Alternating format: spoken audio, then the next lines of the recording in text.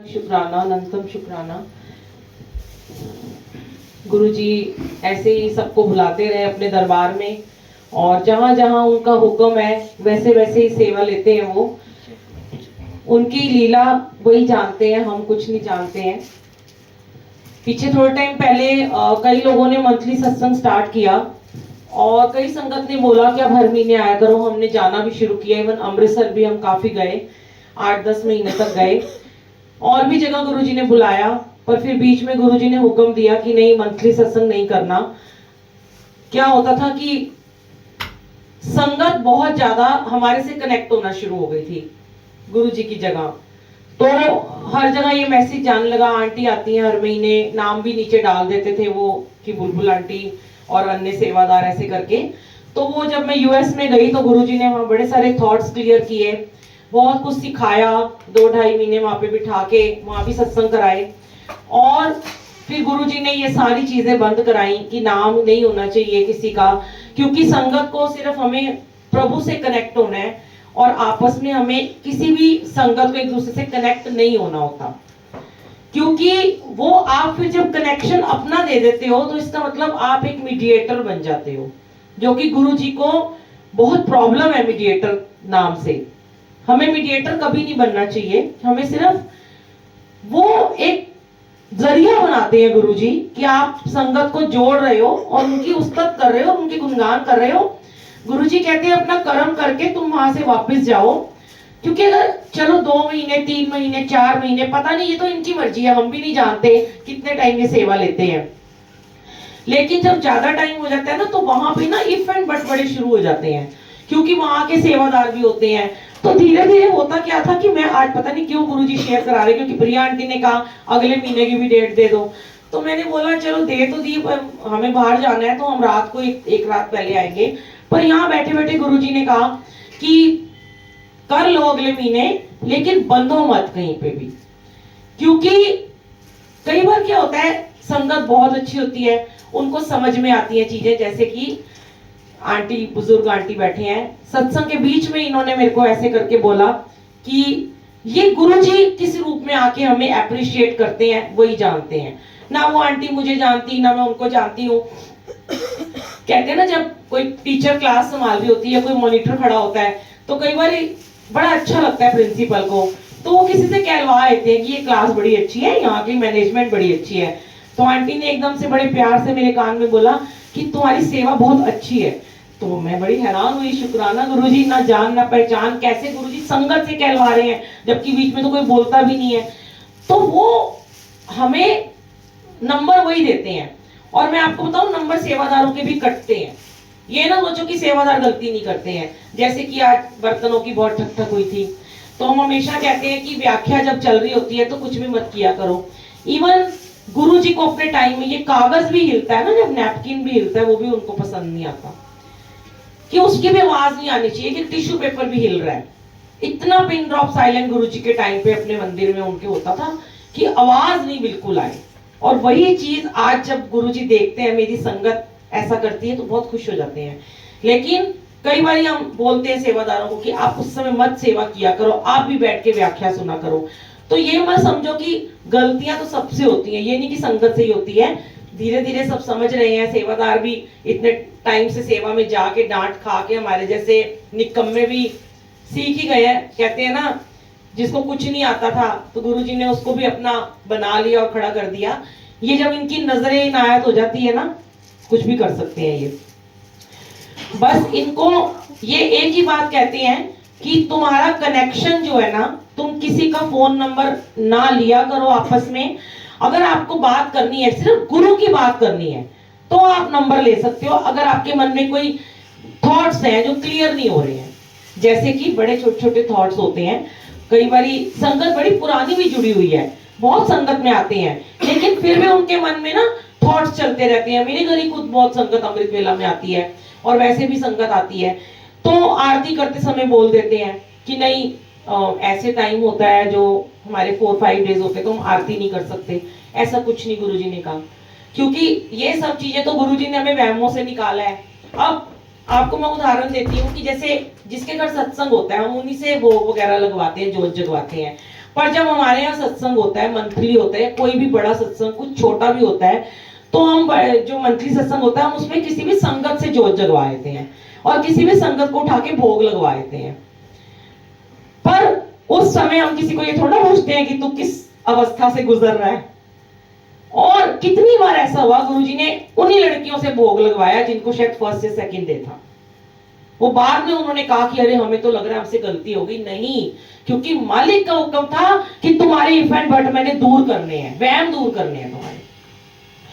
कई ऐसे लोग होते हैं जो अपने कान्हा जी को नहीं नहलाते। पहले हम भी बचपन में जब छोटे थे ना, हमें समझ नहीं थी, गुरुजी ने इतनी चीजें सिखाई, हम गुरु ग्रंथ साहिब जी को मानते, उसमें भी लिखा है वहम नहीं करने, फिर भी हम वहमों में थे। तो कान्हा जी ना नहाते नहीं थे, मतलब इतने इतने दिन तक उनको भोग भी नहीं लगाते थे, जोत भी नहीं जगाते थे। फिर धीरे धीरे गुरुजी ने ऐसी संगत से मिलवाया, ऐसे वृंदावन के खास लोगों से मिलवाया जो कि बिल्कुल तत्पर होके कान्हा जी की सेवा करते हैं। इतने पक्के हैं वो कि कोई कर नहीं सकता। तब उन आंटी ने हमें बताया कि क्या तुम्हारे घर में जब छोटा बच्चा होता है या तुम्हारे जो बुजुर्ग होते हैं, क्या उन दिनों में तुम उनको खाना नहीं खिलाते हो, तुम अपने बच्चे को नहलाते नहीं हो? तो जब कान्हा को, लड्डू गोपाल को तुम लेके आए हो तो वो तुम्हारा बच्चा है, तुम कैसे उसको भूखा रख सकते हो? तुमने ये वहम नहीं करने हैं। हाँ, मैंने श्रीमद् भागवत कई बार पढ़ी है, रामायण पढ़ी है, बहुत सारी चीजें पढ़ी हैं। भागवत में ये लिखा हुआ है कि उन दिनों में आप ग्रंथ को हाथ मत लगाओ। चौथे दिन सर्द होके आप ग्रंथ भी पढ़ सकते हो, लेकिन अगर आप जोत नहीं जगाते हो तो इसका मतलब जोत तो प्रभु का भोजन है, आप तो प्रभु को भूखा रख रहे हो। अब कोई कहता है मेरे घर में सूतक लग गया, मेरे घर में बच्चा पैदा हुआ, अब आंटी 40 दिन तक, बड़े मतलब मैं देखती हूँ लोगों को कितने नाशुक्रे हैं। अगर मैंने उनको कभी बोल दिया कि आप अमृत वेला करो और उनके काम हो रहे हैं अमृत वेला करने से, और जैसे ही उनके घर में किसी की डेथ हो गई या कोई बच्चा पैदा हो गया, पर कितनी दूर ताई चाची के पोता पोती हो गए हैं और फटाफट फोन आ जाएगा, हमारे घर में सूतक लग गया है, कल से हम अमृत वेला नहीं करेंगे। भैया सीधा सीधा कहता हूं तुम्हें सोना है, छुट्टी चाहिए तुम्हें 40 दिन की, क्यों नहीं करोगे? फिर मैं उनको एक ही बात कहती हूँ, क्या तुमने रोटी खानी बंद कर दी? क्या तुमने घूमना बंद कर दिया? क्या तुमने नहाना बंद कर दिया? अच्छे कपड़े पहनना बंद कर दिया? 2-3 दिन का शौक मनाते हो बस, उसके बाद 2-3 भी बहुत दूर की बात है। सुबह संस्कार करके आते हैं, शाम को टीवी फोन सब चल जाते हैं हमारे।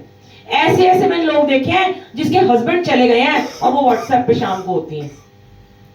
तो जब तुम ये सारी चीजें नहीं छोड़ सकते हो तो प्रभु को क्यों छोड़ देते हो? ये वहमों से गुरुजी ने हमें दूर किया है कि भगवान का जोत कोई सूतक नहीं देखता। जोत का जो तुम्हारा नियम है, क्योंकि भगवान भी आपकी इंतजार करते हैं संगत जी। सिर्फ भगत नहीं इंतजार करता प्रभु की, प्रभु को भी वेट होती है। अब हम सुबह उठते हैं, जोत जगाते हैं, शाम को मेरे हस्बैंड जितनी देर से मर्जी आए, हम रात को चाहे वो लेट आए पर जोत जरूर नियम है उनका जगाने का, शाम का भी। तो ऐसे ही भगवान भी अपने भगत का इंतजार करता है, ये कब आएगा, कब मेरी जोत बत्ती करेगा और कब मुझे भोग लगाएगा। तो इसलिए कभी भी इफ एंड बट में मत पड़ो। गुरुजी वाले हो गए हो ना, तो छोड़ दो ये सारी की सारी कहानियां। सिर्फ और सिर्फ ये सोचो कि ये मेरा बच्चा है, ये मेरा पिता है, ये मेरा मालिक है, ये लड्डू गोपाल मेरे छोटे से बच्चे हैं, क्या मैं इनको भोग लगाए बिना खुद खा सकती हूं? अगर वो आपकी अवस्था आ जाए ना, तब आप असली संगत कहलाओगे। मैं कहती हूं अगर आपको लगता है सूतक है तो 40 दिन खुद भी फिर व्रत रखो। जैसे उनको नहीं कुछ दे रहे हो, खाना नहीं दे रहे, भोग नहीं लगा रहे, जोत नहीं जगा रहे, 40 दिन तक खूब व्रत रखो, भूखे रहो। सूतक है तो फिर हमारे लिए क्यों नहीं है? भगवान ने उनसे पाप करे, उनके लिए सूतक लगा दिया। लगाना तो अपने ऊपर लगाओ ना, इंसानी योनि में आए हैं, पर हम वो सब नहीं करते हैं। क्योंकि गुरुजी कहते हैं भेड़ चाल है, जो सुना है ना वो चला आ रहा है, चलता आ रहा है, चलता आ रहा है, चलता आ रहा है, ऐसे ही चलता आ रहा है, पुरानी पीढ़ियों से चलता आ रहा है। और गुरुजी ने कलयुग में आके ये कलयुग का खात्मा किया है।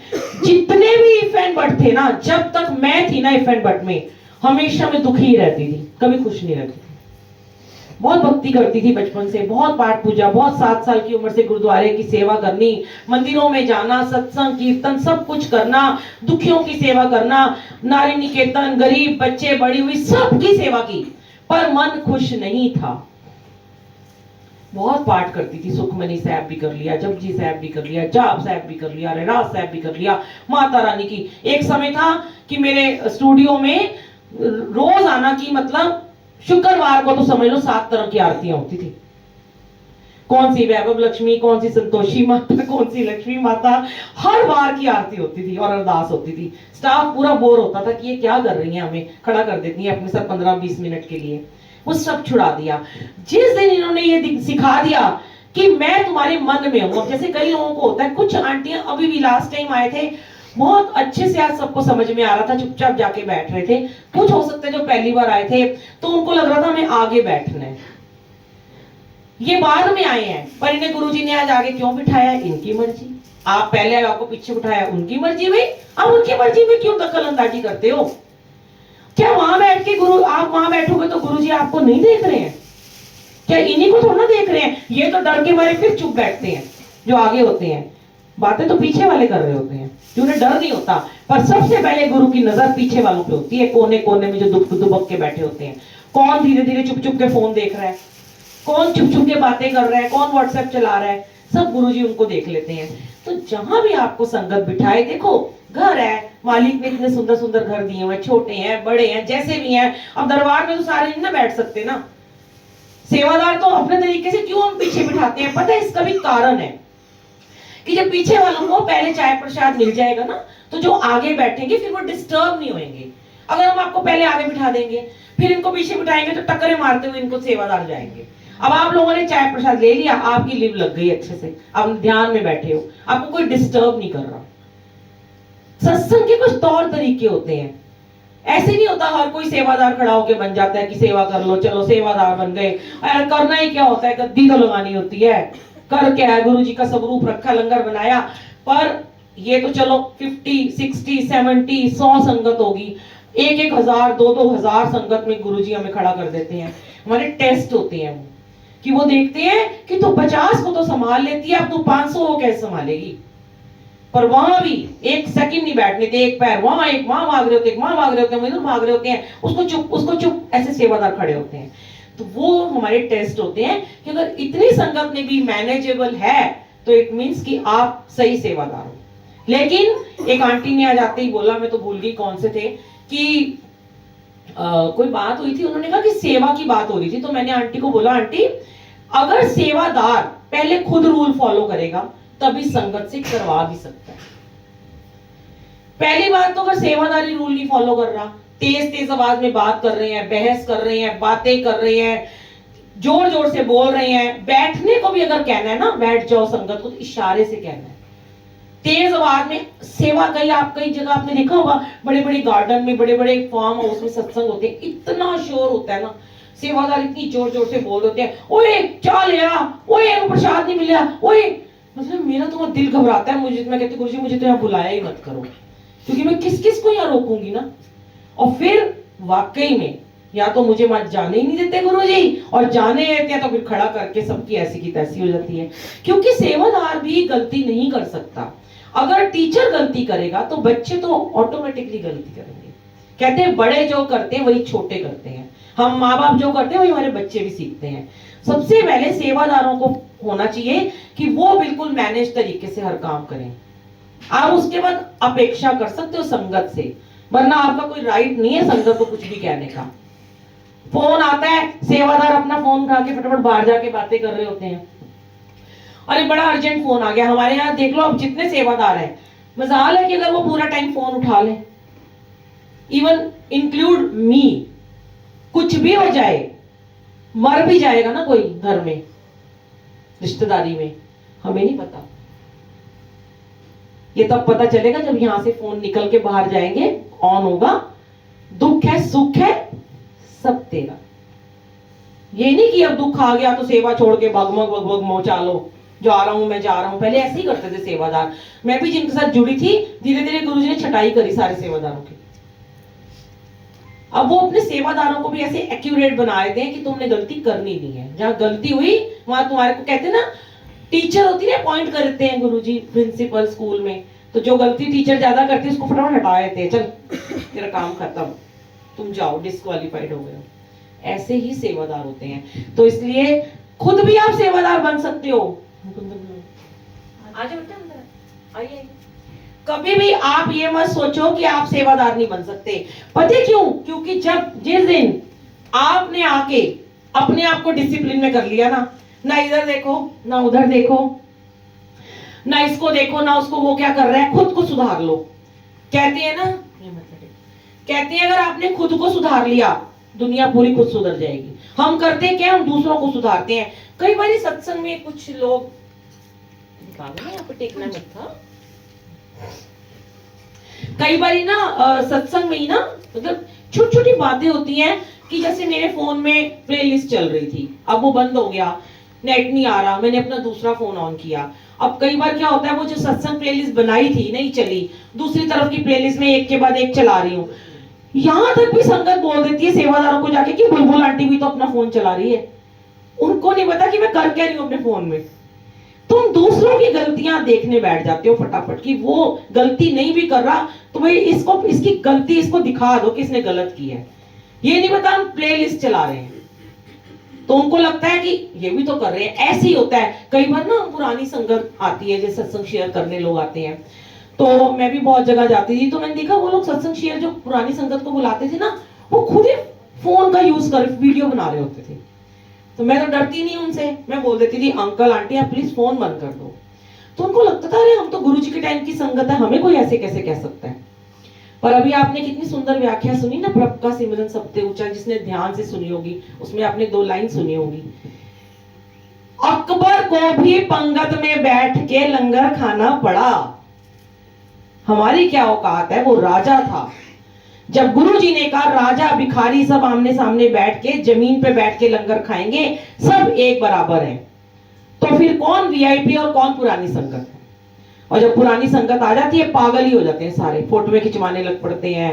पहले तुम मेरे को अपना नंबर दे दो, हम उनके साथ बैठ जाएं, हमें लोग देख लें, फिर हम डीपी लगा लें, फिर हम ये कर लें, हम वो कर लें। अरे जिसके लिए आए हो उसको तो देख लो, क्या दे देंगे वो आपको। जो खुद फोन का यूज कर रहे हैं, बहुत ऐसे हैं जो नहीं भी करते। कितनी अच्छी संगत है जो गुरुजी के टाइम की है, जो बिल्कुल पिन ड्रॉप साइलेंट में रहते हैं, जो खुद बहुत ज्यादा डिसिप्लिन में रहते हैं।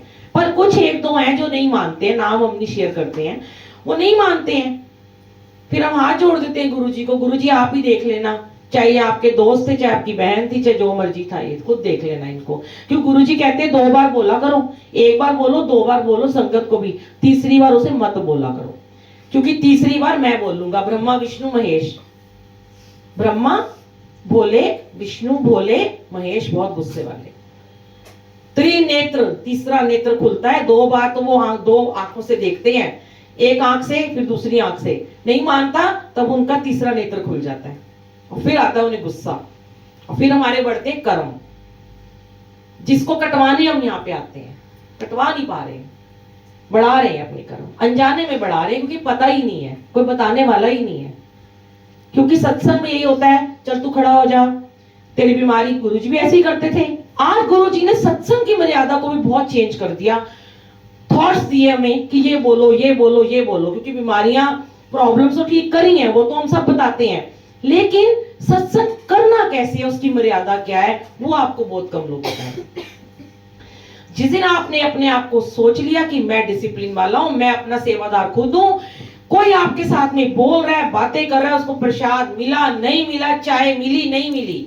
कई बार क्या होता है, जैसे आज चाय प्रसाद खत्म हो गया था, तो हमने बोला शुक्राना होने वाला है, रहने दो। फिर मन में आया कि अभी है 5 मिनट, चलो कॉफी बना लेते हैं, क्योंकि कोई भी ठंड है, वो ऐसे नहीं जाना चाहिए।